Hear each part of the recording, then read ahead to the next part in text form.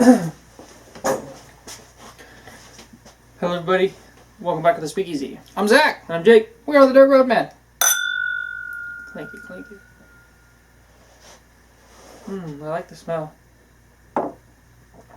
It's a high rye bourbon and very wood forward, very, very much home in the bourbon field. I like that.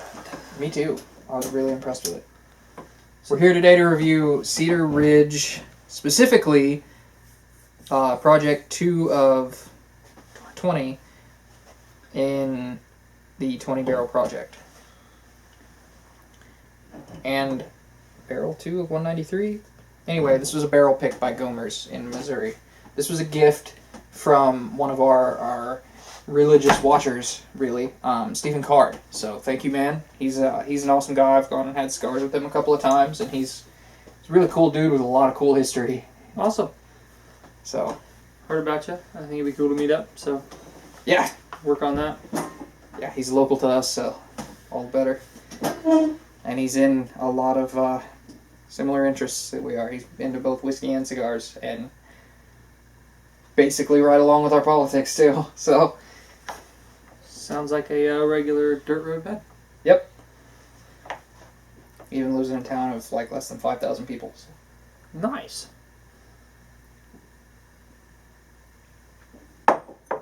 So,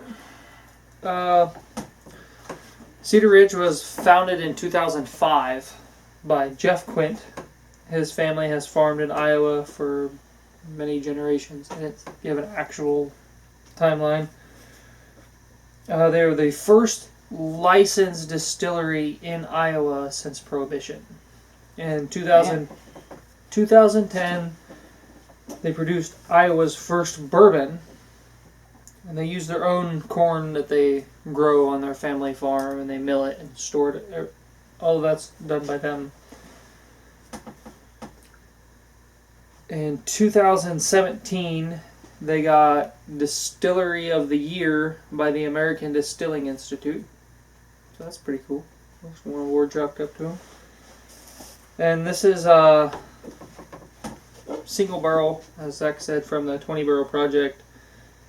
And from what I could figure out, and then Zach confirmed, they did 20 different barrels just to see how the flavors, how different they would be. Just Well, they did 20 different batches. I don't know if they did 20 different barrels specifically. I think it was 20 batches this with is, multiple barrels per batch. Well, this says 20 barrel project. Barrel number 2, bottle number 193. I imagine they did 20 different. It's Yeah, okay. Fair enough. My bad. What I'm thinking, from what I can see, is they all use the same mash bill. All the barrel projects do? All the barrel projects use the same mash bill. Wow. Flex their creativity while remaining true to the Iowa corn bourbon. While all 20 barrels are comprised of the same high rye bourbon mash bill, each was bottled individually and exhibits its own unique profile. They're just seeing how different each barrel. How different of a flavor profile you can get from the same mash bill. Yes. That is awesome. And they could use that for future research for blends, for single barrel releases. I mean, that is wicked intelligent. And the fact that they marketed it that way. Not just as like the experimental series with the little bottles like Jefferson, I think it was, did. Yeah. Not that there's any problem with that. I'm down with that too. But yeah, until I actually got here today, I couldn't find anything online, and all the information I needed was on the bottle, so yeah, for that. So Cedar Ridge is one of those companies that's really good about transparency, which is something I like. I want to know what's in my whiskey because I'm nerdy about it. I want to know everything about it so that I know what makes this one unique. And then I can look for those nuances. This does use a different mash bill than their regular Iowa corn. Yeah, they're like flagship whiskey. Yeah, they're flagship bourbon. This is high rye. The normal one uses 74% corn, 14% malted rye, and 12% 6-row malted barley. I don't know what 6-row malted barley means. but it sounded cool, so I just put it in there. Fun fact though, some relatively common high rye bourbons also only have about as much rye as the flagship one he just listed. Yeah. And the ones in my head I like. I'm just saying. Jim Beam I think rings in at like 12%. Wild Turkey I think is at like 16. So Sounds about right. yeah, so this is much higher rye than Wild Turkey. Yeah, because this one is 58% corn, 34% rye, and 8% malted barley. And I love how it came out. We haven't said a whole lot about the flavors and stuff that's going on in here yet, but I love it. And everyone I've had drink this, I let somebody sample it last night, and they straight up took a picture so they could try to find it again. Yeah, this is delicious. I would keep this on hand. I know. I'm irritated that I'm pretty sure it's a limited release. I need to go find another bottle. How many bottles can you get out of one barrel? At least 193.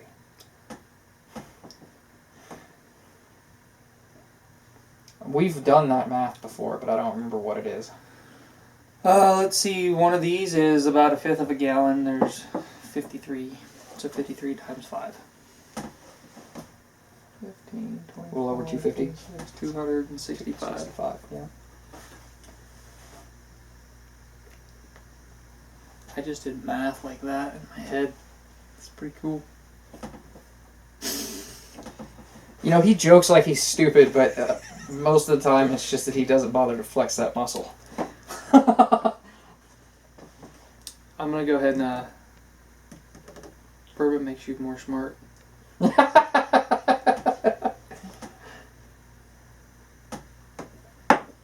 I'm really impressed with this, which is surprising to me because one of the first notes I pick out on the nose is cherry.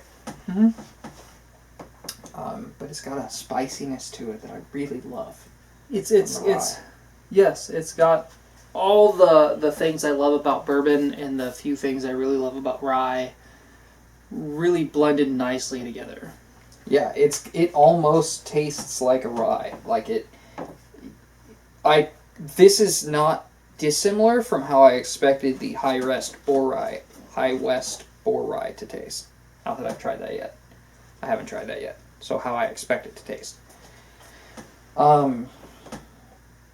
Obviously it'll probably be a little more rye forward because it's 50-50, but I'm really impressed with this. This is a good whiskey review day. We've shot 3 today. We shot Ardbeg, Wyoming whiskey, and this one. This is and the lowest, the low hitter was a 7. Yeah, we've had a kind of a not too big of a dip, but we have a little bit of a roller coaster. Yeah, I don't want to sound like we're crapping on Wyoming whiskey, but this is nice. I'm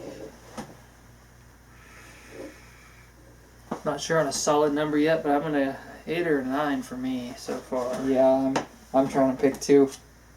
I'm trying to nail down the finish also. I'm not sure what to say about the finish, except that it lingers quite a bit. And I like that. It's got some oils going on.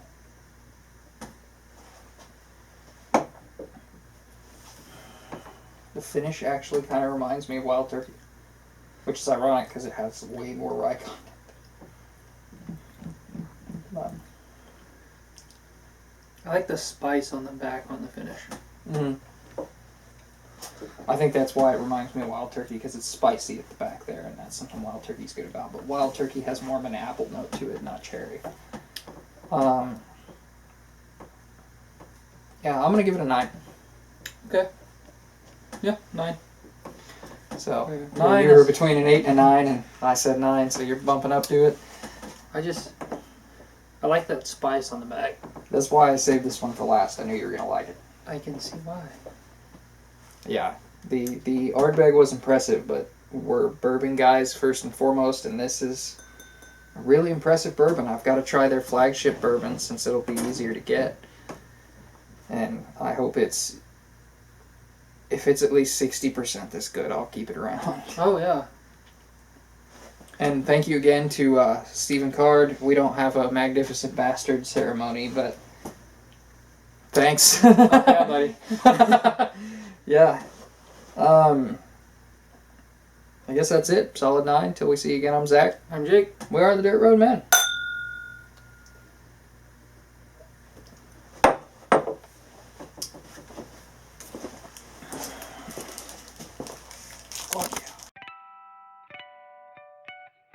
If you like this video, hit the subscribe button, the notification bell, drop us a comment, and check out our Facebook page for daily updates.